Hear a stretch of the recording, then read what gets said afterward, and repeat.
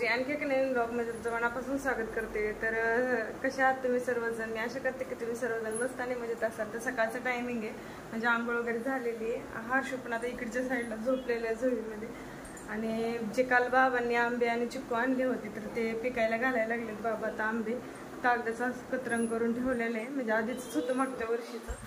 आणि आता त्या किचनच्या खाली डायनिंग टेबलच्या खाली आहे ना असे घालायला लागलेले पिकायला।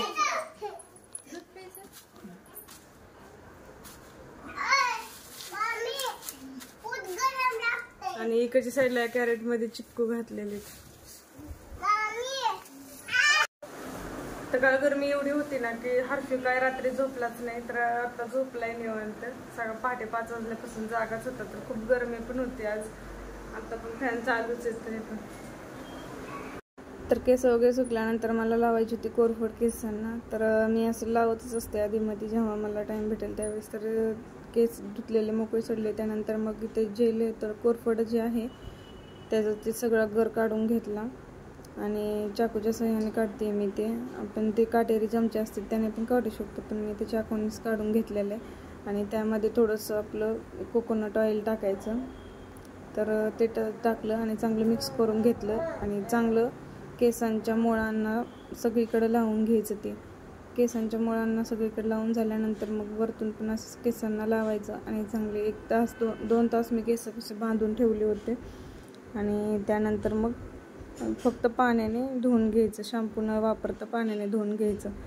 तर बघा माझे केस किती सिल्की आणि शायनी झालेले, किती चमक आलेली केसांना पहिल्यापेक्षा जास्त। तर टाइम भेटल्यानंतर मग करतेच, नाही तर उन्हाळा आहे तर उन्हाळ्यात तर मग महिन्यातून एकदा तरी होतीच माझ्याकडं। तर आता डिव्हिजनचं टायमिंग होतं, तर आम्ही सगळे चालले, सिया, प्रतीक्षा, इशू, हर्षू रिक्षाने गावात चाललो होतो। गळ्यातलं वगैरे गाठायचं होतं आणि बरेच आणखीन बारीक काम होती ते करण्यासाठी चाललो होतं रिक्षानेच। खूप दिवसांनी असं रिक्षाने वगैरे चालले होते इकडं आल्यानंतर मी, तर छान वाटत होतं। तर पोचलो आम्ही तिथं गांधी चौकामध्ये। थोडंसं पुढं गेले कीच आहे गळ्यातले वगैरे गाठून देतात, तर माझं पण गाठून घेतलं आणि प्रतीक्षाचं पण गळ्यातलं गाठून घेतलं। त्यानंतर मग आलो कृष्णा सेल्समध्ये, थोडंसं कॉस्मेटिकचं सामान घ्यायचं होतं मला, त्यासाठी ते घेतलं। तर आलो मग अशीच आम्ही गावातून जाऊन, आणि हे असं गळ्यातलं मी गाठलेले हर्षच्या मनगट्या वगैरे होतात त्यातले मणी वगैरे ह्याच्यामध्ये घातले। आणि असं माझं पण घातलं आणि प्रतीक्षाचं पण घातलंय।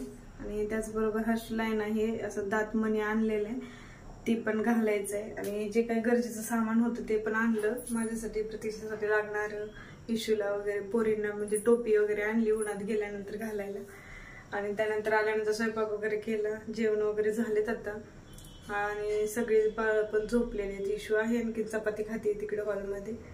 तर या ब्लॉगचा मी इथे सेंड करते। कसा वाटला ब्लॉग नक्की कमेंटमध्ये सांगा, आणि चॅनलला नवीन असेल तर सबस्क्राईब करायला विसरू नका। भेटूया आपण नवीन ब्लॉगमध्ये, तोपर्यंत बाय।